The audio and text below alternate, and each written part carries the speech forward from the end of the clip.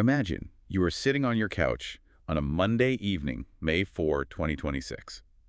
You've had, an exhaustingly long day at work, you've finally sorted out dinner, and you just collapse into the cushions to switch on the television. Right, just ready to unwind with a game. Exactly. But you aren't just watching any match. You are tuning in to what the entire sporting world assumes is going to be a mere formality. Yeah. Like a completely predictable script. Oh, for sure.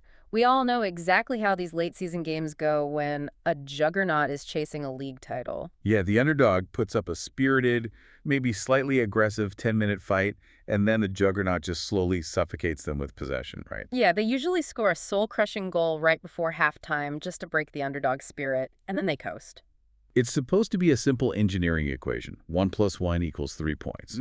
But instead, as you sit there with your dinner getting cold, that predictable script, it just catches fire. It really does. It turns into an absolute chaotic thriller. A total roller coaster of raw emotion and, honestly, tactical collapse that completely shakes the foundations of the Premier League title race. It really is the beautiful game's ultimate parlor trick, isn't it? Whoa, absolutely. Like the exact moment you think you are watching a foregone conclusion, the underlying variables just shift beneath your feet. What we are looking at today isn't just a surprising result. It's the absolute definition of narrative whiplash. Okay, let's unpack this, because we are embarking on a massive deep dive into one of the most extraordinary matches of the entire season. The 3-3 draw between Everton and Manchester City at the Electric Hill Dickinson Stadium. Yes. And we have a very specific mission today. We aren't just looking at the official Everton match report. Right. I mean, we have that, of course. Yeah, and it's meticulously detailed regarding all the formations and the timestamps and everything. But to truly understand this game, we are going to filter this entire experience through the real-time, emotional, deeply unfiltered reactions from the fan communities who actually lived it. Which is such a brilliant way to look at it. It really is. We've pulled the live match threads from the Arsenal, Manchester City, Premier League, and soccer subreddits. We are going to map the exact moments, the tactical reality on the grass basically collided with the fragile psychology of the fans. And that's an incredibly revealing way to look at sports. Because, you have the physical reality of 22 highly trained athletes on a pitch. Right. And then you have the psychological reality of millions of people projecting their anxieties, their personal histories, and their desperate hopes onto literally every single touch of the ball. So true. Let's set the stakes for you so you understand the pressure cooker we are stepping into here. Yeah, lay out. Going into this Monday night fixture, Manchester City is just an absolute machine. They are the treble winners, meaning they won their domestic league, their domestic cup, and the European Championship in a single season. They are the gold standard. There's no other way to put it. Exactly. And they need a win here to keep their relentless title march moving forward. Meanwhile, on the other side of the country, Arsenal fans are holding their collective breath, desperately hoping for some kind of Everton miracle to keep their own title dreams alive. But if we look at the pre-match echo chamber, nobody actually believes that miracle is coming. No, not at all. I want to look at the Arsenal subreddit, R Gunners, which they literally titled the Love Watch Match Thread Dash Do It for Mikel. That title alone tells you everything about their headspace, doesn't it? They are basically borrowing hope. But they don't even believe the hope they are borrowing. The mood is completely fatalistic. Yeah, Arsenal fans are essentially hate watching at this point. Completely. One user, Mr. 26, says, quote, "I'm confident until I see Haaland 2-minute mark," meaning they fully expect Manchester City star striker Erling Haaland to score in the second minute of the game and just ruin the whole night. Wow, just bracing for immediate impact. Yeah. Another user, Roger Koeman, predicts 1-2 for City. Haaland 90 + 11. Oh, that's brutal. Right. They are actively bracing for the most painful, late heartbreak imaginable. I just have to ask, why do fans do this? Why tune in just to pre-grieve? Well, it is a classic psychological defense mechanism. Really? Yeah, specifically something we call magical thinking in sports fandom. By predicting the absolute worst possible outcome out loud, they are trying to insulate themselves from the emotional blow when it actually happens. Like putting up a shield. Exactly. Hmm. Arsenal fans have this deeply ingrained trauma from recent seasons where they've been chased down by this relentless Manchester City machine.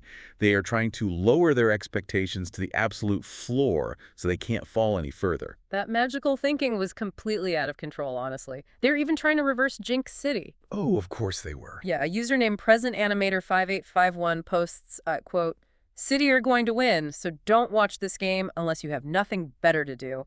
Hopefully that's enough to jinx them. That is hilarious. And another fan immediately replies, doesn't count if you talk about the jinx.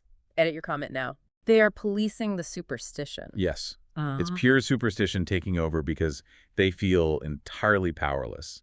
And then you get the bargaining phase. Oh boy, what were they bargaining with? Well, bend it like Declan pledges, quote, if City lose this game, I will literally order a Pickford shirt, referring to Everton's goalkeeper. Naturally. And my personal favorite, Shut Up Drogba, hilariously promises to get an Everton tattoo on a very private part of his anatomy if they hold on. He says, I'll only be able to fit Ev, but I'm doing my best. Okay, what's fascinating here is the stark, almost jarring contrast when you switch your browser tab over to the Manchester City subreddit. Oh, Manchester City. It's like a different planet. It really is. The suffocating anxiety you see in the Arsenal thread is just completely, utterly absent. The City fans are experiencing an entirely different emotional reality. They were bored. I was reading through it. And they were so comfortable, so accustomed to this type of dominance, that their biggest complaint in the first half wasn't about the tactics or the threat of Everton at all. What was it about? It was about the team's wardrobe. You're kidding! I'm serious. A user named Feezy Peas actually complains, quote, maybe I'm paranoid, but does anyone else think this kit is a bit too close to the color of a high-vis jacket? A few weird passes have gone astray near the touchline this game. So they are critiquing the high-visibility yellow kits instead of watching the game. Exactly. Hold on, let me stop you right there. I need you to explain something to me. Sure, go ahead. If you look at the stats, City had 75% possession in the first half. They were passing the ball hundreds of times. But is that actually dominance? Or is it an illusion? Because from what I read in the match report, Everton weren't just rolling over and accepting their fate. That is the crucial tactical distinction we have to make here. No, Everton was absolutely not rolling over. You are hitting on the concept of hollow possession. Hollow possession, okay. Yeah, in football, holding the ball for 75% of the time means absolutely nothing if all of your passes are happening 40 yards away from the opponent's goal. So it's just passing for the sake of passing. Exactly. Everton's manager, David Moyes, is a pragmatist. He made 3 strategic changes to his side, bringing in Tim Iroegbunam, Beto, and crucially, Merlin Roll, who was actually making his first start since January. Wow, quite a time to make your first start. Right, and Moyes set up what we call a low block. Wait, what exactly does a low block mean in this context? Yeah. Break that down for someone who doesn't study coaching manuals on the weekends. A low block is a defensive strategy where a team deliberately retreats deep into their own half. They usually pack all 10 outfield players behind the ball, very close to their own penalty area. Just building a wall, basically. Yes, they concede the middle of the pitch entirely. The geometry of it is designed to eliminate the half spaces. Half spaces? Yeah, those dangerous channels between the center of the pitch and the wings where Manchester City usually thrives. Moyes was basically saying, you can pass the ball side to side 70 yards from my goal all you want, but the second you try to come inside, we have a wall of bodies waiting. So City is passing the ball back and forth in front of this wall, feeling like they're in complete control, while Everton's just waiting to strike. Precisely.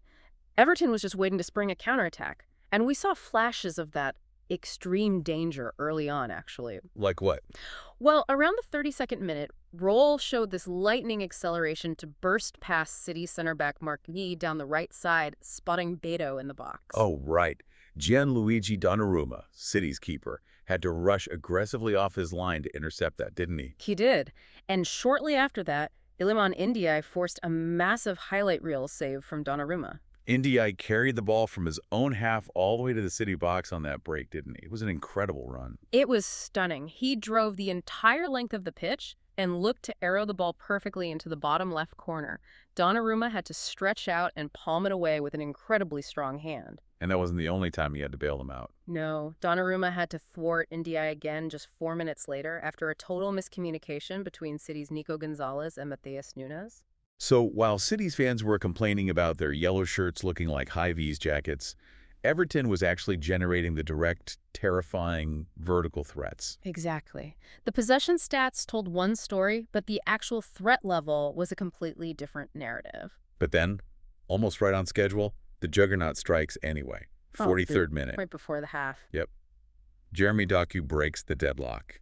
He's found by Rayan Cherki in an unfamiliar central position, and Doku just curls this beautiful left-footed strike from the edge of the area right into the top left corner. 1-0 to Manchester City going into halftime. And that goal acts as the ultimate sedative for the team and the fans. It just reinforces the mirage of control, doesn't it? It really does. City goes into the tunnel at halftime believing their system is working perfectly. They have the ball, they have the lead, and the opponent's counterattacks, while scary, were ultimately neutralized. It feels like a totally routine day at the office. But that illusion of control was about to snap in the most violent way possible. Oh, absolutely shatter. If the first half was a sedative, the second half was a tactical earthquake. And it was triggered by a very deliberate, bold intervention from the touchline by David Moyes. It's a substitution. Yes.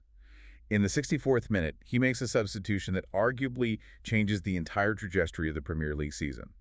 He brings on the 23-year-old Tierno Barry to replace Beto. It was a masterstroke of timing from Moyes. How so? Well, Beto had spent an hour battling City center backs, physically wearing them down with his size and hold-up play. Then Tierno Barry comes on with fresh legs and an incredibly aggressive pressing mandate. And it pays off instantly, just 4 minutes later, the 68th minute. But this goal doesn't come from a beautiful, sweeping Everton passing move that breaks down the defense. No, not at all. It comes from a catastrophic mistake, a massive, glaring error by Manchester City center back Mark Guéhi.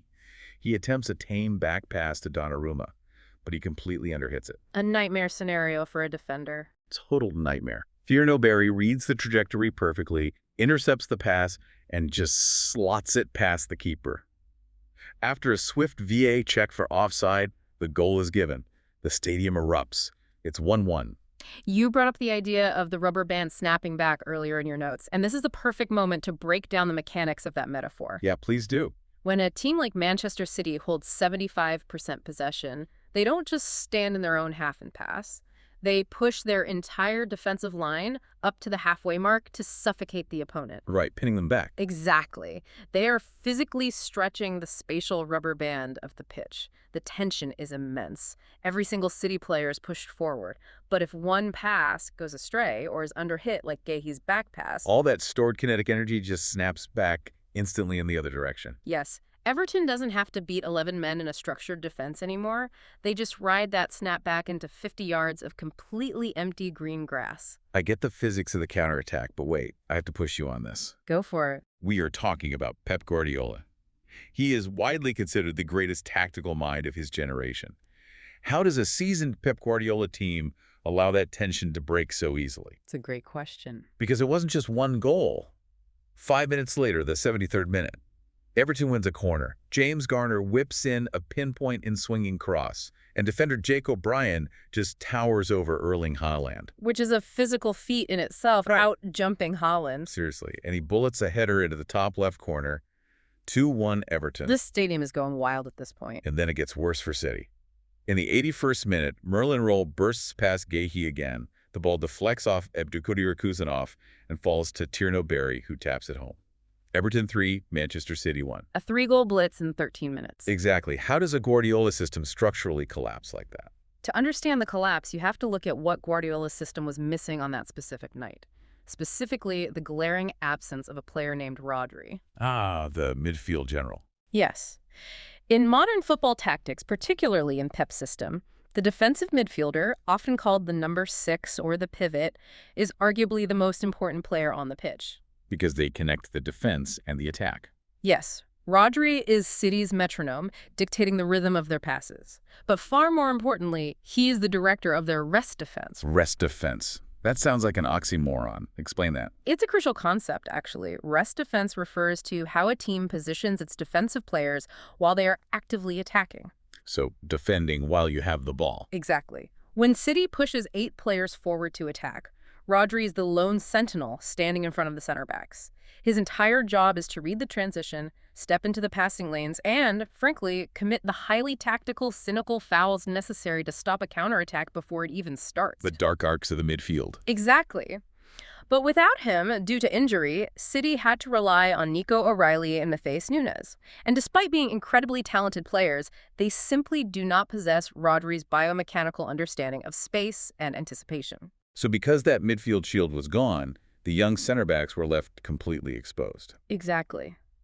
Gueye and Kusanov were left defending massive, terrifying amounts of open space against incredibly fast players like Ndiaye, Roll, and Barry. That sounds exhausting. It is. The anxiety builds with every single counterattack. Gueye's underhit back pass wasn't just poor kicking technique, it was the physical manifestation of immense mental fatigue. It's exhausting constantly running backward toward your own goal when you're supposed to be dominating the game. And the underlying analytics completely back up what you're saying. The stats for this match are truly mind-boggling. Oh, they are insane. Despite ending the game with only 25% possession, Everton generated an expected goals, or XG, of 3.3. Which is incredibly high. Right. And Manchester City, with 75% possession and over 600 passes, only managed an XG of 1.37. It's a huge disparity. Let's make sure everyone understands this. XG is a statistical metric that measures the quality of a scoring chance, calculating the probability that a specific shot will result in a goal based on historical data. Yes, exactly. So an XG of 3.3 for a team with barely any of the ball is just absurd. It means almost every single time Everton touched the ball in the attacking half, they were generating a mathematically high probability scoring chance. It is the ultimate vindication of the low block counterattacking strategy. It proves that City's dominance was entirely sterile. And the Manchester City fans saw this structural flaw immediately once the pressure was applied. Oh, the City subreddit turned into a firing squad. Total meltdown. In the Our Manchester City thread, a user named Keelan posts, quote, "Just want to say a massive F you to the idiots who thought playing two young CBs in a title race was a great idea. Bench Diaz, he's too slow. You reap what you sow, you bunch of idiots." They are actively turning on their own fan base and their own defensive line. Completely turning on each other. Another user, AbleBar231, specifically brings up the exact tactical point you made about the pivot, saying, quote, "Nico is a good player, but he's not a Rodri replacement. We lost this title when Rodri got injured a few weeks back." The fan base recognized the structural rot the moment Everton exposed it. But just as the internet was preparing to write the eulogy for Manchester City's season, we have to remember the pedigree of the team on the pitch. Right. You do not win domestic and European trebles by rolling over and accepting a 3-1 defeat to Everton. Not at all. Their response to going down 2 goals was instantaneous, and it fundamentally altered the geometry of the game again. They woke up. They absolutely did.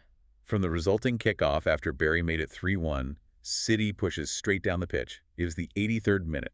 Mateo Kovacic, who'd come on as a substitute, threads a beautiful through ball, and Erling Haaland delivers a deft, delicate chip over the rushing Jordan Pickford to immediately have the deficit. Just a brilliant finish. It's 3-2.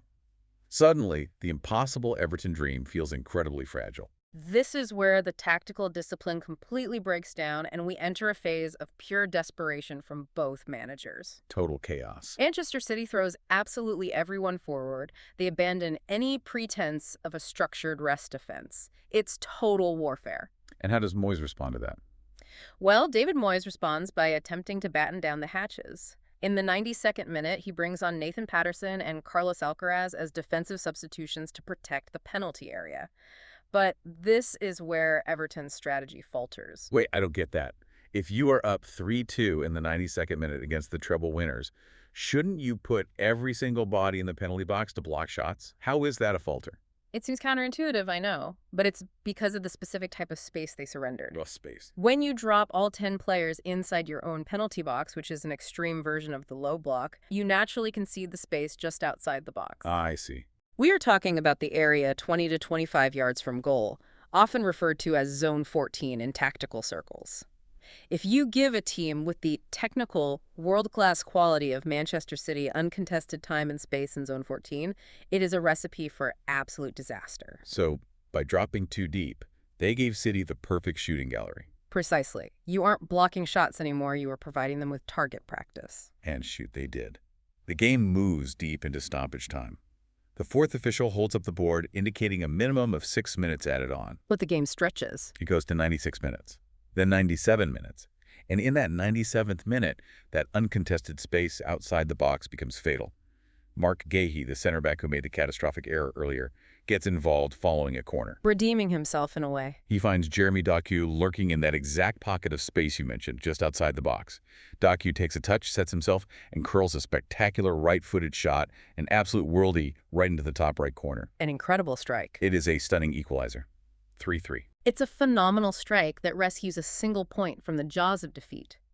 But the timing of it ignited a massive, toxic controversy regarding the refereeing, specifically aimed at Michael Oliver. Oh, the match threads were molten lava over the refereeing. I can only imagine. In the neutral Premier League thread, fans were furious about the sheer amount of extra time played.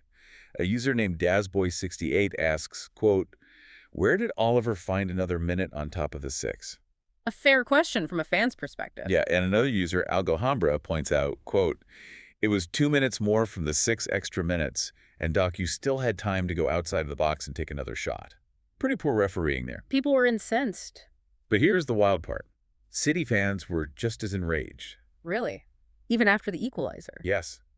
A user named Rambly is screaming about an uncalled penalty earlier in the match, saying Bernardo Silva was fouled in the box and, quote, "Nothing more obvious all year, yet Shea Oliver doesn't call it." Wow. So absolutely nobody is happy with the officiating. That is the psychology of high-stakes stoppage time.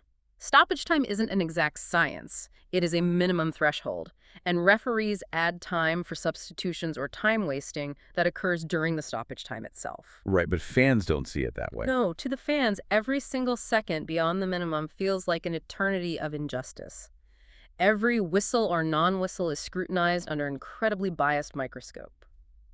But setting the refereeing debate aside for a moment, we really have to talk about what happened in the seconds immediately following Doku's equalizer. Here's where it gets really interesting. Doku has just scored an absolute world-class goal in the 97th minute. He secured a brace, his second goal of the match, which under normal circumstances is a heroic feat. Absolutely. He runs off to the corner flag to celebrate, and what does he do? He puts his finger to his lips and he shushes the Everton crowd. The shush. He actively visually taunts the home fans. But wait a minute, think about the context. He scored an equalizer to make it 3-3. A single point that actively mathematically harms Manchester City's title chances in a tight race with Arsenal. Right, it's not a winning goal. Exactly. The shush felt incredibly tone-deaf. So I have to ask you, was Doku's performance a heroic rescue mission? Or was that specific celebration a glaring sign of a team completely out of touch with their own precarious reality? It is a remarkable display of cognitive dissonance by the player. Cognitive dissonance, that's a good way to put it. Yeah, in the vacuum of that singular, adrenaline-fueled second, Doku feels like a conquering hero. He had a perfect shot under immense pressure, but in the wider context of a 38-game season where your team is desperately trying to fend off Arsenal, dropping 2 points to Everton is functionally a disaster. It's a huge blow. The shush celebration universally implies, I have silenced you, my team has conquered you. But they hadn't conquered anyone. They had merely survived. And the rival fans on Reddit absolutely crucified him for it. I bet they did. Over on Our Gunners, a user named Leonardo Carezardo posts a meme with the caption, "Me watching Doku celebrating big for a draw and shushing fans." The internet never misses a beat. In Premier League, Civil Example 11 simply writes, "Doku shushing the crowd after a draw. It completely inverted the perception of the goal." Instead of being viewed as a valiant fight back by champions, it was viewed as an embarrassing lack of self-awareness. Exactly. It also highlighted a really weird dynamic regarding City's other superstar. You mean Erling Haaland? Yes. Contrast Doku's highly visible, chaotic emotional impact with Haaland's incredibly quiet night. He was very subdued. Right. Yes, Haaland scored a goal to make it 3-2, but for the vast majority of the game, he was entirely isolated. He was a passenger. A City fan named Dramantis Toboggan commented during the match, quote, "Not utilizing Haaland on the break more is legit mental illness from Pep." That is quite the statement. So you have this bizarre cocktail on the pitch. The team's biggest, most lethal star is isolated, the defense is making catastrophic structural errors, and the winger who finally saves them from total humiliation is shushing the crowd for a draw that feels like a loss. But Doku's shush wasn't just a gesture aimed at the physical crowd inside the stadium.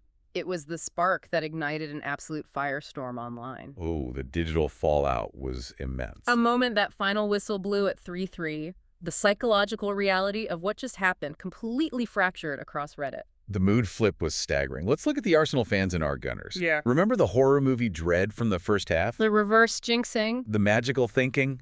All of that is entirely gone, evaporated, replaced by pure, unadulterated, intoxicating euphoria. They smell blood. A user named D10B types, quote, City have literally dropped points at their first hurdle.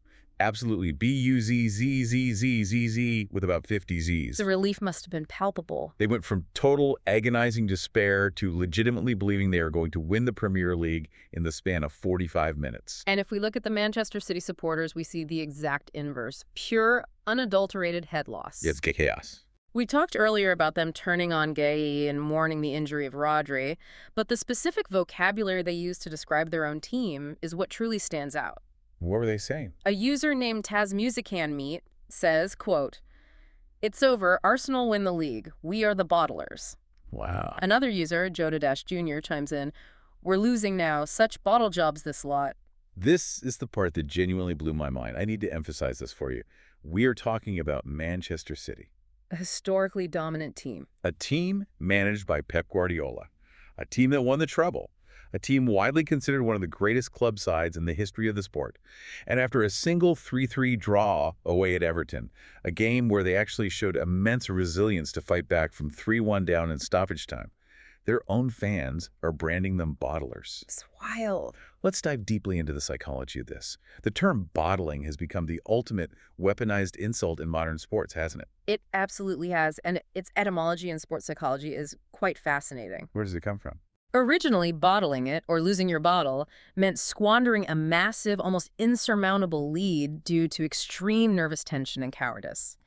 It implied a profound, humiliating psychological failure under pressure. A true collapse. Right. But in the modern digital ecosystem, the definition has been aggressively diluted. Now, bottling simply means failing to win every single match. The irony is so thick you could cut it with a knife. For years, decades even, Arsenal has carried the bottler label. They've been haunted by it. Rival fans used it to mock them relentlessly whenever they dropped points late in the season. There are entire compilations of Arsenal collapsing in April and May. Yet now, the very second Manchester City slips up, their fans are instantly, almost reflexively, applying that exact same catastrophic label to their own treble-winning squad. It makes no logical sense. It doesn't make logical sense, no, but it makes perfect psychological sense. How so? It is another defense mechanism, much like the reverse jinxing we saw from Arsenal fans earlier. By aggressively labeling their own team as bottlers before anyone else can, these fans are trying to seize control of the painful narrative. So if they say it first, it hurts less. Exactly. If they call themselves failures first, it hurts slightly less when rival fans log on to hawk them. It is a preemptive strike against their own vulnerability. That makes a lot of sense. But fundamentally, it shows how completely warped expectations have become in the modern era. Manchester City has normalized perfection. They have conditioned their fans to believe that a 90 or 95-point season is the bare minimum requirement for joy. Which is an insane standard. When you expect perfection as a dress line, anything less, even a thrilling 3-3 draw feels like a catastrophic moral failure, rather than just a difficult away fixture against a highly motivated opponent. And that extreme entitlement led to one of the most incredible sights of the entire night. The stadium exits. Yes. According to a neutral fan watching the game and commenting in the Air Premier League thread, user Live Collection 3018, quote, "Man City fans leaving at 3-1 is wild. If there is any team that can score 2 in 15 minutes, is your team, you twats." Language aside, they make a fantastic point. They are completely right. I have to ask you, how does a fan base that has historically seen its team pull off the famous 93.20 Aguero miracle, literally the most iconic last-second title-winning comeback in Premier League history back in 2012, suddenly give up on their team and head for the stadium exits with 15 minutes left on the clock? That phenomenon is the paradox of modern relentless success. Tell me more about that. Well, the Manchester City fans who experienced that 93.20 Aguero moment in 2012 knew the pain of decades of failure. They had lived in the shadows of their rivals for a generation. They stirred in their seats that day because they had built a tolerance for suffering, and they clung to hope. Right, they knew how to struggle. But for a large segment of the current modern fan base, their entire reality of following the club consists of relentless clinical winning. The sudden introduction of severe adversity, like being 3-1 down to Everton on a Monday night, is emotionally intolerable to them. They just can't compute it. They haven't built the psychological calluses required to endure a struggle. They would rather physically leave the stadium and avoid the pain altogether than stay and hope for a miracle, even though their team is statistically the most capable group of players in the world of producing one. And while those fans were walking out to the parking lot or typing furiously on their keyboards about the high-vis kits and the referee, the mathematical reality of this 3-3 draw was busy completely flipping the script for the remainder of the season. The title race implications are massive. The fallout from this game isn't just about dropped points. It alters the entire psychological landscape of the title race. This is where the macro implications of the result truly take hold. For the last several months, the narrative of the Premier League title race has been firmly defined by Arsenal chasing Manchester City. Arsenal was the hunter. They were applying the pressure, putting points on the board, and aggressively hoping, praying for a City slip-up. And they finally got it. Because of Doku only managing an equalizer, Arsenal now officially controls their own destiny. If Arsenal wins their remaining games, they win the league. No calculators needed. It sounds brilliantly simple. Yeah. The narrative has swung violently in their favor, but as we know, football is never simple. Let's look at the actual reality of those remaining fixtures for Arsenal. They have an incredibly tough away fixture against West Ham, plus games against Burnley and Crystal Palace. And that fixture list shifts the psychological burden entirely. Arsenal is no longer hoping for a miracle. They are now actively defending a theoretical lead. They are the hunted now. They have transitioned overnight from the hunter to the hunted, and that requires a completely different psychological toolkit from the players and the manager. So what does this all mean for the next few weeks? I want to ask you this directly. Does this singular 3-3 draw at Hill Dickinson Stadium permanently break Manchester City's aura of inevitability? Or does it actually just transfer a crushing, paralyzing weight onto Arsenal's shoulders? If we connect this to the bigger picture, history tells us that title races aren't just won by the team with the most tactical talent or the best underlying XG data. What wins them then? They are won by the team that can survive this exact psychological transition from chasing to leading without crumbling. Playing against West Ham right now is incredibly dangerous for Arsenal. Why West Ham specifically? West Ham is currently fighting for survival at the bottom of the table. As one City fan, Segatho, noted on Reddit, quote, "West Ham need to win to help us and banish Spurs." Oh, right, the relegation battle. You are not playing a team that is already on the beach waiting for summer vacation. You are playing a desperate team fighting for their Premier League lives in a hostile London derby. An Arsenal fan in the Reddit thread, Senna Dragoon, summed up that crushing internal pressure perfectly. They said, quote, "If we can't win against West Ham, a relegated Burnley, and a distracted Palace, then we surely won't have any excuses. 4 games away from glory and making history. 4 games. Let's freaking go." You can just feel the nervous energy in that comment. The fans know that the excuses are gone. The shield of, well, City is just too good, what can we realistically do, has been entirely removed. If Arsenal fails now, it is 100% on them. Exactly. Manchester City dropped points, but in doing so, they have essentially handed Arsenal a loaded gun and dared them to pull the trigger. What a metaphor. The pressure on Arsenal to not collapse, to not become the very bottlers their rivals claim they are, is going to be immense and suffocating. It's going to make for absolutely breathless television. So to wrap up this deep dive, we started this Monday night expecting a routine, sterile procession, a 1-0 or 2-0 City win where everyone goes to sleep early. A total snooze fest. But what we got was a 3-3 tactical and emotional masterclass. We saw David Moyes pull off a brilliant, aggressive substitution with Thierno Barry that surgically exposed City's severe structural vulnerability without their pivot, Rodri. A brilliant managerial move. We saw the bizarre statistical anomaly of an Everton team generating an incredible 3.30 expected goals with only 25% possession by utilizing a devastating low block and counterattack. Defying the analytics. We witnessed City's desperate reliance on an isolating Jeremy Doku, culminating in a spectacular goal and a highly controversial tone-deaf shush celebration. Wow. And we watched a massive seismic swing in the Premier League title race. It had absolutely everything. You've just seen how quickly a narrative flips. Whether you're playing professional sports or just managing a project at work, momentum is incredibly fragile. That feeling of total control, the 75% possession, the predictable script, is so often just an illusion waiting to be shattered by a single misplayed back pass. As we close, the lingering thought I want to leave everyone with goes beyond the tactical geometry on the pitch. What's that? Consider how digital echo chambers have fundamentally altered our sociological relationship with sports. Think about what we've discussed today. Before the internet, a 3-3 away draw against a highly motivated Everton side fighting for pride was just viewed as a tough result. You'd complain at the pub and move on. Exactly, the world moved on.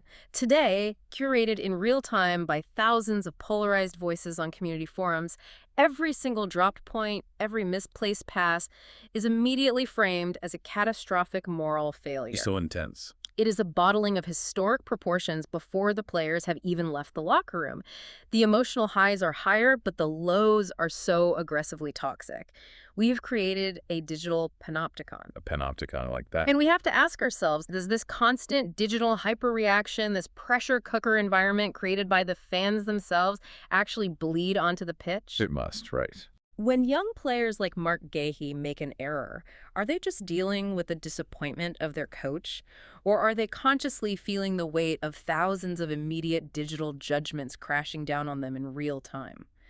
Are we, as a modern fan base, creating the very suffocating anxiety that causes our teams to stumble in the first place? That is a heavy, fascinating thought, and it is exactly why we love unpacking these chaotic moments.